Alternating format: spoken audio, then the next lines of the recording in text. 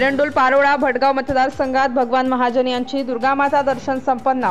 अधिक माहिती अशी की भावी आमदार भगवान महाजन यांनी अंजन विहिरी दुर्गामाताच्या दर्शनासाठी आले व मातेला शेतकऱ्यांच्या आलेले पीक गहू बाजरी ज्वारी मका आता देव माते पाऊस पडू देऊ नको देऊ असं देवाला साकडं घातलं। तिथून गिरड येथील मित्रमंडळांना भेटण्यासाठी आलेले भगवान महाजन यांचे स्वागत करण्यात आलं। बाबरूड मानकीसह आणि गावांमध्ये नवरात्र उत्सवाला जल्लोषात सुरुवात झाली। पासून आतापर्यंत भगवान महाजन यांनी एरंडोल तालुक्यातील पारोळा तालुक्यातील भटगाव तालुक्यातील 100 मंडळांना भेट देऊन दुर्गा मातेचे चरणी नतमस्तक होऊन मंडळाबरोबर भेटीगाठी घेऊन जणू काही आपला हक्काचा माणूस म्हणून ओळखले जाणारे भगवान महाजन येणाऱ्या निवडणुकीत आमदारकीला उभे राहावे यासाठी त्यांनी साकडं घालण्यात आलं। जनतेचा कौल मिळाल्यामुळे त्यांनी स्वतःला एरंडोल पारोळा भटगाव मतदारसंघासाठी अर्पण करून जोपर्यंत माझा श्वास आहे तोपर्यंत मी या मतदारसंघासाठी जे करता आले तेथे करू। तसेच अनेक मंडळांनी त्यांचं स्वागत केलं। काही ठिकाणी त्यांनी केक कापून कार्यकर्ता मंडळाचे अध्यक्ष उपाध्यक्ष यांचे स्वागत केलं। भगवान महाजन यांची लोकप्रियता एवढी वाढली की जणू काही आमदारच आपल्या दारी आले असं वाटत असलेलं मंडळींनी त्यांचं मोठ्या उत्साहात स्वागत केलं।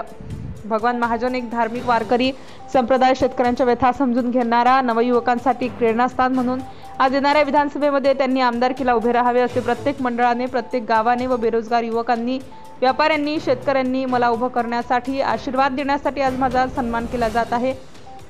मी ते कधी विसरणार नाही आणि आपल्या विश्वासाला तडा जाऊ देणार नाही असे भावी आमदार भगवान महाजन यांचे पारोळा एरंडोल भटगाव ग्रामीण भागात मोठ्या प्रमाणात स्वागत केलं जात आहे।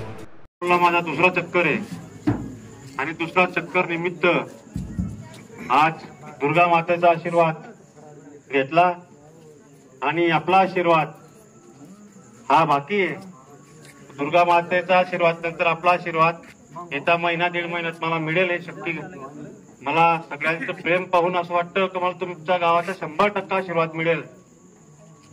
या ठिकाणी खरं म्हटलं दुर्गा मातेला एकच साकडं घालतो, माझ्या शेतकरी राजाचा जो माल आहे शेतामध्ये आता काय पाऊस पाडू नको बाबा, जो शेतातला माल घरात येऊ दे आणि घरात आलेल्या मालाला चांगला भाव मिळू दे एवढंच मातेकडून मागणी करतो। आणि माझ्या गावाला कुठे दूरदृश्य लागू देऊ नको। माझ्या गावाच्या सगळ्या लोकांचं आरोग्य, माझ्या माता भगिनींचं आरोग्य, माझ्या गावाच्या तरुणांचं शिक्षण, माझ्या गावात कुठलंही यश येऊ देऊ नको एवढं मी मातेकडे मागतो। आणि येत्या काळामध्ये जी निवडणूक होणार आहे ती निवडणूक मध्ये मी अपक्ष म्हणून उमेदवार राहणार आहे। मित्रांनो, माझ्या घरात कुठला पक्ष नाही, माझ्या मागे कुठला पक्ष नाही, जनता जनार्दन हाच पक्ष राहील माझा। आणि तुमचा आशीर्वाद राहिला तरच ही गोष्ट शक्य होईल, कारण मी बांबरूड मध्ये येऊन काहीच करू शकत नाही। कारण आपण म्हणतो ज्या गावाच्या पोरी त्याच गावाच्या बाबडी असतात। आणि तुम्ही सगळ्या जणांनी जर एक विचार केला आणि सगळ्यांनी एक संघ बांधला, आपल्याला नवीन माणसामागे उभं राहायचंय तर या गोष्टी शक्य होतील।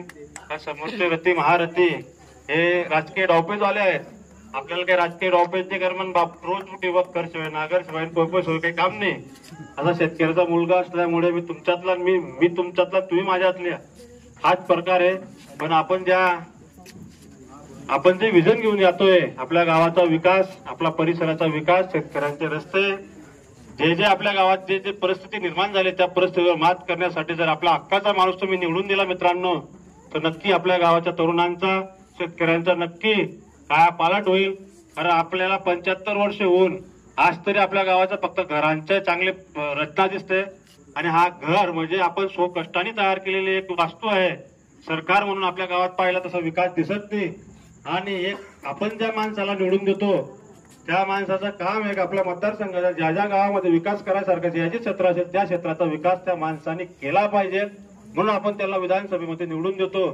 पण आता सगळे तरुण आणि मतदारसंघामध्ये सगळे तरुण ज्येष्ठ लोक, माझ्या माता भगिनी सुद्धा आता सगळे हुशार झालेले आहेत, सगळ्यांना कळायला लागले हे लोक निवडणुकीच्या काळात काय सांगतात, निवडून आल्यानंतर काय सांगतात। Subscribe now and press the bell icon. Never miss an update.